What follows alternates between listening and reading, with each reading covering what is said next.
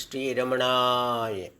பகவான் ஸ்ரீ ரமண மகரிஷி பக்திஞான இயக்கத்தின் ஆன்மீக அன்பர்கள் அனைவர்களுக்கும் எங்களுடைய மனமார்ந்த இனிய காலை வணக்கம். இன்று ஜூலை 6 ஞாயிற்றுக்கிழமை.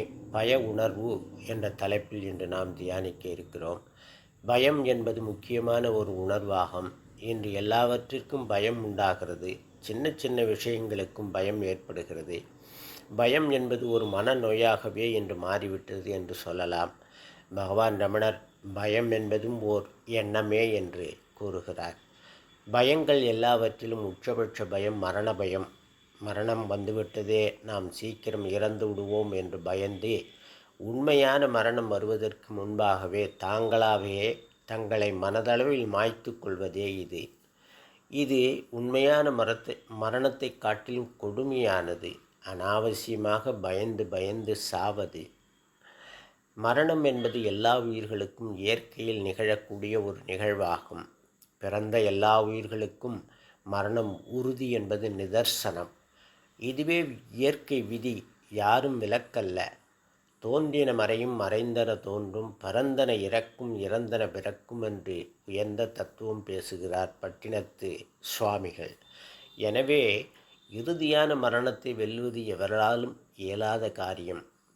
அறிவியல் ரீதியாக பார்த்தாலும் உடல் என்பது நிலம், நீர், காற்று, நெருப்பு, ஆகாயம் என்ற ஐம்பூதங்களாலான சடம். இந்த உடல் ஒரு நாள் இல்லை என்றாலும் ஒரு நாள் மடிந்து ஐம்பூதங்களாக மாறி பிரபஞ்சத்தோடு கலந்துவிடும். இந்த பிரபஞ்ச விதிக்கு எந்த உயிரும் விலக்கல்ல.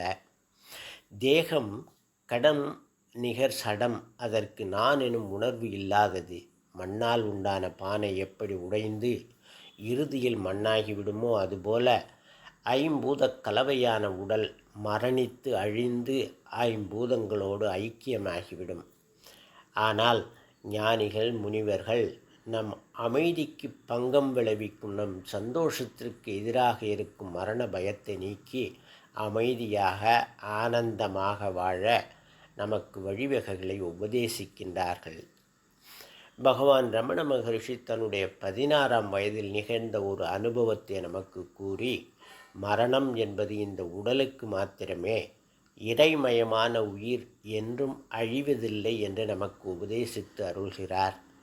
திடகார்த்தமான ஆரோக்கியமான உடல்நிலையில் இருந்தபோது பகவானுக்கு திடீரென்று மரண பயம் வந்துவிட்டது. அவர் அதன் உண்மையை சோதித்து பார்க்க எண்ணினார். அவர் மருத்துவர் யாரையும் நாடவில்லை.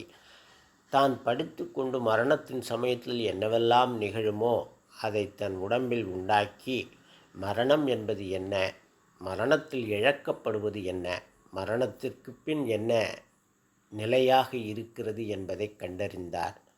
அவர் படுத்து கொண்டு அசைவற்று படிப்படியாக இரத்த ஓட்டத்தை நிறுத்தினார். மூச்சு ஓட்டத்தையும் நிறுத்தினார். இப்போது உடல் விரைத்து விட்டது, ஜில்லென்று ஆகிவிட்டது. இந்த அனுபவங்கள் எல்லாம் மரணத்தில் நிகழக்கூடியவை. இந்த உடம்பை சுடுகாட்டிற்கு கொண்டு சென்று எரித்து விடுவார்கள்.